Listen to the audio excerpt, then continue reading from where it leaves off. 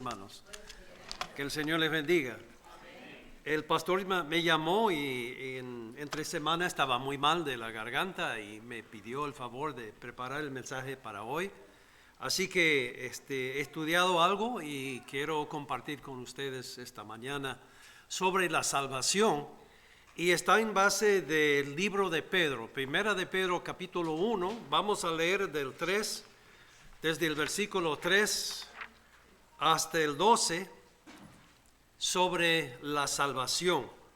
Y voy a compartir esta mañana, el mensaje se titula La salvación en tres dimensiones: el comienzo, la continuación y la culminación. En otras palabras, el pasado, el presente y el futuro, que es la salvación. Pero la palabra de Dios dice así, Primera de Pedro capítulo 1, versículo 3.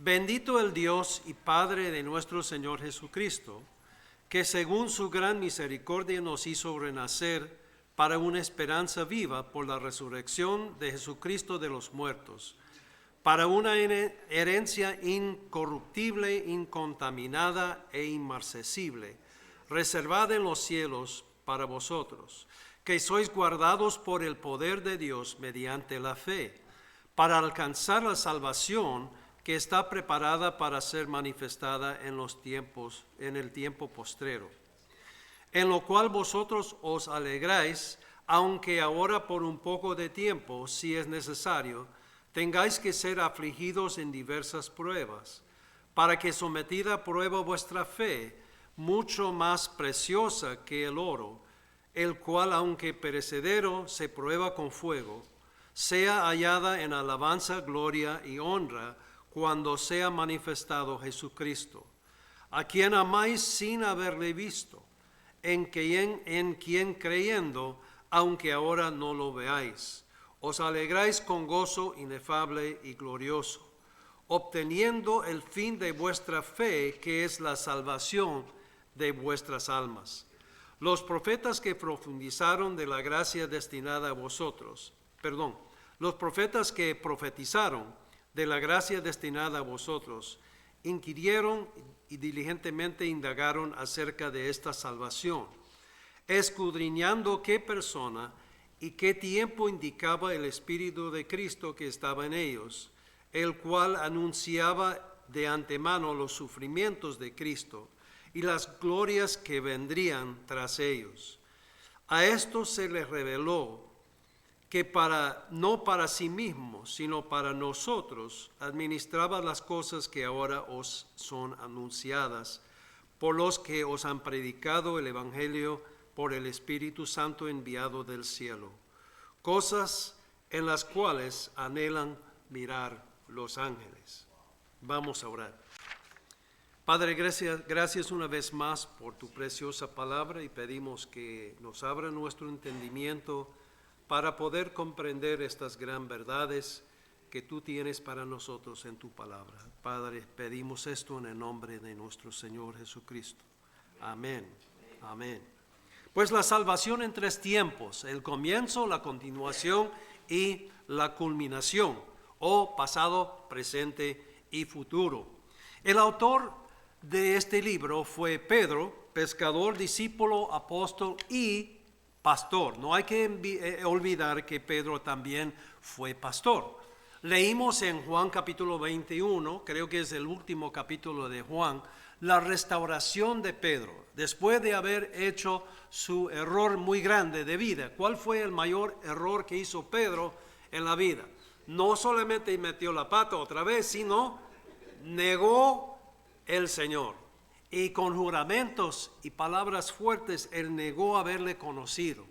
En eso pues se fue, lloró amargamente, y luego pues después de la muerte del Señor y la resurrección, el Señor apareció varias veces a Pedro y a los otros apóstoles, y algún día se le ocurre otra vez a Pedro ir a pescar. Y se fue a pescar. Y aparece el Señor sin decirle nada, sin saber quién era. Aparece en la orilla del lago y comunica con ellos, y les dije que echaran las redes al otro lado, y llegaron ya muchos peces. Y Pedro se da cuenta, es el Señor. Y va humildemente y con mucho dolor en su corazón a la orilla y conversa con el Señor. Y el Señor le hace 3 preguntas. ¿De veras que me amas? Y él pues tristemente contestó, Señor, sí. Y 3 veces el Señor dijo a Pedro, apacienta mis ovejas, pastorea mis ovejas. Y restauró Pedro. Lo negó 3 veces y Cristo lo restauró 3 veces. Y le dio una tarea importante de pastorear el pueblo de Dios. Y parte del cumplimiento de su tarea de pastor son estas 2 cartas. Pero ya 30 años después, más o menos unos 30 años después de la restauración de Pedro, él escribe estas 2 cartas que tienen muchas verdades en cuanto a la vida cristiana, porque Pedro había visto mucho en sus 30 años de fidelidad. A veces pensamos en sus errores en su juventud, cuando fue discípulo joven del Señor, pero olvidamos que pasaron 30 años cuando él fue muy fiel al Señor y aprendió muchas cosas. Y nosotros tenemos en estas 2 cartas, primera de Pedro y segunda de Pedro, parte de su sabiduría y en cumplimiento de la promesa que hizo el Señor o el encargo que le dio el Señor, él escribió esto para el bien de nosotros. En esta carta, Pedro nos dio una nueva visión de lo que es la vida cristiana, una esperanza viva y una explicación razonable por qué estamos en tantos problemas o por qué tenemos que pasar por problemas. Y es lo que queremos ver en esta mañana. La esperanza viva para el futuro y también la explicación de por qué hoy en día, como parte de nuestra fe, como parte de nuestro caminar con el Señor, nos metimos en tantos problemas y hay pruebas. Es una carta muy práctica. Lo que ocurre en esta carta, primera de Pedro y también segunda, pero más en la primera, es que Pedro, es muy práctico, siendo un hombre pecador. No era muy suave en las maneras de decir las cosas, sino un poco tajante. Y sucede que hay 50 imperativos aquí en esta carta pequeña. ¿Qué es un imperativo? El imperativo es un mandato.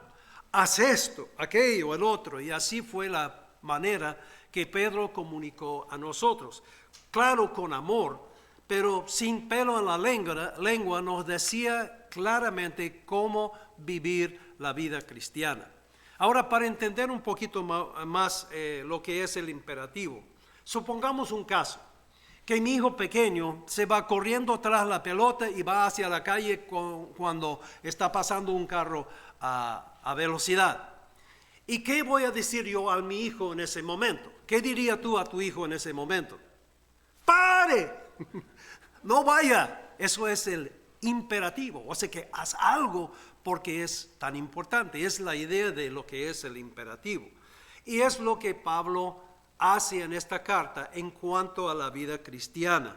Él 50 veces por lo menos en lo largo de esta carta está diciéndonos cómo vivir la vida cristiana y por qué estamos en lo que estamos. Una nota histórica también muy importante fue el tiempo que Pedro escribió esto. Fue un tiempo crítico en la vida de una iglesia recién nacida, porque más o menos la iglesia comenzó calculando 30 años después de Cristo, después del nacimiento de Cristo, ¿verdad?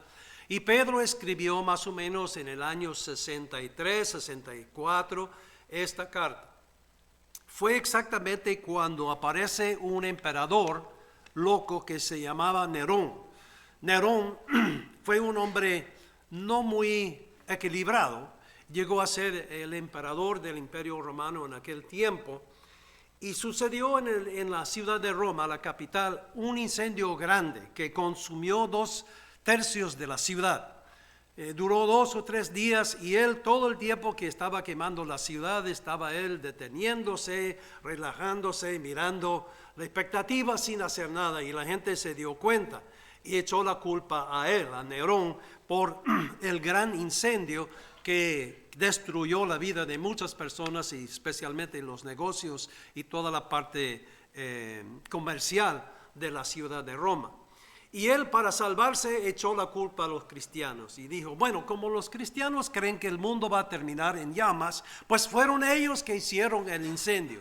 Y comenzó en el año 64 una persecución contra los cristianos, injustamente, obviamente, pero él, para salvarse, él echó la culpa a los cristianos y comenzó ya a perseguir a los cristianos. Y no fue una cosa tan liviana. Fue una cosa difícil, hasta que a veces capturaban los cristianos, les envolvía en trapos mojados de aceite y prendían a ellos como para hacer antorchas y alumbrar el patio de él en las noches. O sea que él fue un hombre sumamente cruel. Y muchos cristianos sufrieron en eso y estaban preguntando, ¿y esto? Para esto hemos creído en el Señor. ¿Por qué las cosas así difíciles están sucediendo en nuestra vida? Y Pedro escribió en este tiempo tan importante para animarles, para guiarles y para darles alguna instrucción en cuanto a la salvación. Y vamos a ver en el versículo 3 entonces el comienzo, desde la perspectiva del pasado, el comienzo de la salvación. 3 veces se usa la palabra salvación y vamos a ver en estas 3 veces 3 dimensiones de lo que es la salvación. Primeramente, la perspectiva del pasado. Bendito el Dios Padre de nuestro Señor Jesucristo, que según su gran misericordia nos hizo renacer para una esperanza viva por la resurrección de Jesucristo de los muertos. Comienza la vida, la salvación o la vida en Cristo con el renacimiento de uno. Cuando uno personalmente tiene su experiencia de nacer de nuevo, hecho por el Espíritu de Dios, es una experiencia que nos conecta con los planes de Dios, que nos induce o nos conecta con el pueblo de Dios y todos los planes que Dios tiene para este mundo. Es tan importante esta dimensión personal, porque en esta forma nosotros comenzamos a caminar con Dios y formar parte del pueblo de Dios. Pero también hay una dimensión histórica a la salvación, no solamente personal de nosotros, sino histórica desde los profetas del Antiguo Testamento. Y en los versículos 10, 11 y 12 explicó Pedro que los profetas que profetizaron de la gracia destinada a vosotros inquirieron y diligentemente indagaron acerca de esta salvación. Y lo que pudieron descubrir los profetas antes del tiempo de Cristo en el Antiguo Testamento es que el Cristo tenía que sufrir para poder entrar en su gloria, pero que todo lo que iba a suceder no era para el beneficio de ellos mismos, sino para los que están en el futuro. Y Pedro está diciendo ahora todo ese beneficio del sufrimiento del Señor y la gloria es para nosotros. Somos los beneficiados de todo lo que hizo Dios a través del Señor Jesucristo en la salvación que Él planificó para nosotros. Los profetas del Antiguo Testamento no pudieron comprender todo, pero solamente una parte. Pero nosotros tenemos el gran privilegio de vivir en un tiempo de gracia, un tiempo de perdón, un tiempo que sabemos ya la verdad del Señor Jesucristo.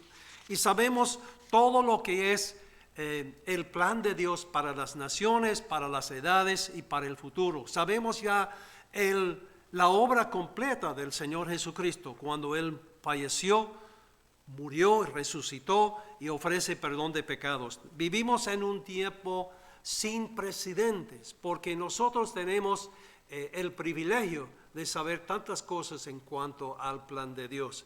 Y todavía continuamos en este tiempo de gracia hasta la segunda venida del Señor Jesucristo. Esto va a cambiar todo. Es la salvación. Entonces, una buena parte de esa salvación fue del pasado, pero también la continuación en el presente. A partir del versículo 5 comienza Pedro a hablar de la situación ahora, lo que estamos nosotros viviendo en la realidad de la vida. Que sois guardados por el poder de Dios mediante la fe, para alcanzar la salvación que está preparada para ser manifestada en el tiempo postrero, en lo cual vosotros os alegráis ahora por un poco de tiempo, si es necesario, tengáis que ser afligidos en diversas pruebas. Lo que vemos aquí es la alegría y la aflicción juntos en el mismo tiempo. Pedro da una explicación de la vida diaria y la realidad que nosotros vivimos. ¿Quién de nosotros vive sin ningún problema en la vida? Pues alce la mano. Nadie. Todos tenemos problemas, ¿verdad? Sí, tenemos problemas. Pero ¿por qué esta mezcla? ¿Por qué alegría de conocer al Señor, de gozarnos con el pueblo de Dios, de sentir la presencia de Dios? El gozo viene de la presencia de Dios. Y cuando estamos conscientes, estamos en la presencia de Dios, nos llenamos de gozo, de alegría. Pero al mismo tiempo pasamos por aflicciones. La aflicción que viene de las diversas pruebas que nosotros tenemos que enfrentar. Somos protegidos y guardados por el poder de Dios, dice Pedro, pero también tenemos que enfrentar estas aflicciones y estas situaciones. La fe a prueba de fuego. Hace la comparación Pedro con el oro. Y dice que en el tiempo antiguo, como se purificaba el oro, el crisol y con la candela, asimismo también nuestra vida se va purificando y nuestra fe se va madurando en medio de las dificultades. Las dificultades sirven para dos cosas: para purificar nuestra fe y también para hacernos madurar espiritualmente. Y el resultado es que nuestra fe es genuina. Es una fe que puede aguantar y resistir los problemas y las dificultades porque tenemos una esperanza de ver algún día al Señor Jesucristo. Sabemos que hay propósito en el sufrimiento. Sabemos que hay un futuro y siempre con el cristiano el futuro es mejor que el presente. ¿Cuántos dicen amén? Porque es el cielo. Es un lugar sin sufrimiento y luego vamos a hablar de la culminación. Pero ahora vamos a enfocarnos en la salvación en el tiempo presente. Dice además de la prueba de fuego en el versículo 8, a quien amáis sin haberle visto, en quien creyendo, aunque ahora no lo veáis, os alegráis con gozo inefable y glorioso. Esto fue una admiración para Pedro. Pedro estuvo con el Señor casi 3 años. Vio a Él, conversó con Él, escuchó sus enseñanzas, vio sus milagros y pudo comprobar quién era el Señor Jesucristo. Y Él pudo testificar de todo lo que Él había visto. Pero en el transcurso de los 30 años de ministerio, Pedro había visto a miles y miles de personas entregarse al Cristo sin haberle visto. Y sentir la misma alegría, el mismo gozo y el amor que hay en el Señor. Y él yo creo que quedó admirado, Pedro, de eso, que él, viéndolo todo, aceptó al Señor y sabía del Señor, pero los miles después que se habían entregado al Señor, lo hacían sin haberle visto. Como nosotros, sin haber visto al Señor, creemos en Él, tenemos comunión con Él, sentimos el gozo, sentimos la presencia de nuestro Señor por medio del Espíritu Santo. Y es la realidad de la vida presente, la salvación en que nosotros estamos. Dice en el versículo 9, obteniendo el fin de vuestra fe o la meta de nuestra fe, que es la salvación de vuestras almas. La meta es alcanzar la plenitud de la salvación que Cristo ha preparado para nosotros, que será manifestado ¿cuándo? En el tiempo postrero, dice la palabra de Dios. O sea que hay algo que nos queda todavía en el futuro. Lo que hemos visto, lo que vivimos, no es la totalidad de nuestra salvación. Lo mejor queda para el futuro. Y aquí viene la culminación o la perspectiva del futuro. Versículo 4. Para una herencia incorruptible, incontaminada, inmarcesible, o sea que no se va a desvaluar, no se va a desaparecer.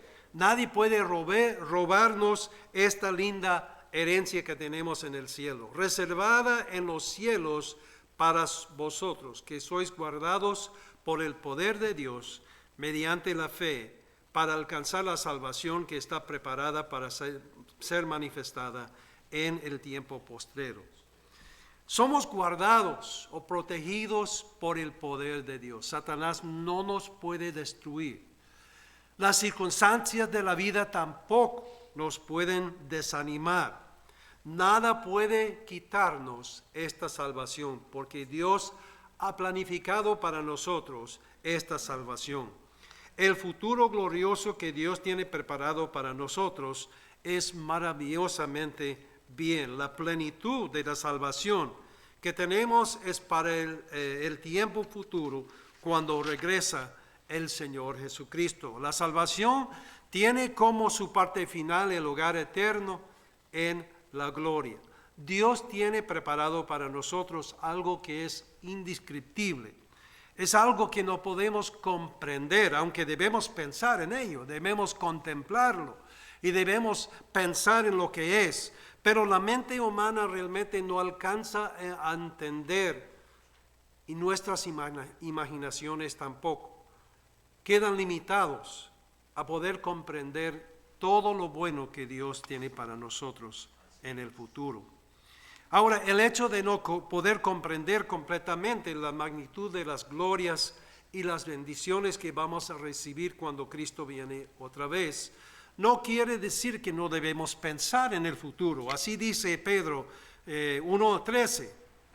1 Pedro 1:13. Por tanto, ceñid los lomos de vuestro entendimiento, sed sobrios y esperad por completo la gracia que se os traerá cuando Jesucristo sea manifestado. O leyéndolo en lo que es la Nueva Versión Internacional, dice lo siguiente: por eso dispónganse para actuar con inteligencia usando la mente, pensándolo bien. Tenga dominio propio, ponga su esperanza completamente en la gracia que se les dará cuando se revele Jesucristo. O sea que debemos pensar y abrir nuestras mentes para poder enfocar en el futuro, porque es el destino de nosotros. El destino de nosotros es el futuro, todo lo que Dios ha planificado para nosotros. La salvación tuvo su comienzo en el plan de Dios cuando hizo el mundo y todo lo que hizo en el Señor Jesucristo. Tiene su presente, lo que estamos viviendo ahora, esta mezcla entre la alegría y la aflicción. Pero esto va a continuar hasta el futuro, cuando se revela toda la plenitud de la salvación de Dios. Así que, hermanos, les encomiendo esta vida tan linda, la vida cristiana, y esta salvación también tan linda. Que disfrute de la salvación en el Señor Jesucristo. Amén. Amén. Ya.